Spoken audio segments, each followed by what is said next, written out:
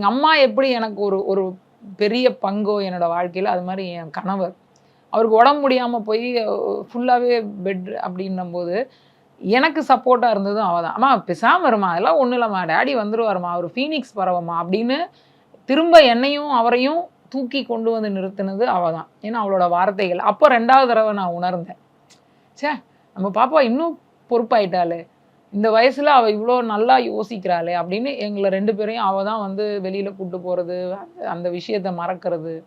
இந்த மாதிரி இல்லை அப்பாவுக்கு உடம்பு முடியாமல், அவர் ஹெல்த்தியாக தான் இருக்கார், அப்பா வாப்பா ஜிம்முக்கு போவோம், வாப்பா வாக்கிங் போவோம் அப்படின்னு அவரை கையில் பிடிச்சி நடந்து கூட்டின்னு போனது, அந்த மாதிரி எல்லாம் இவ கொண்டு வந்தது.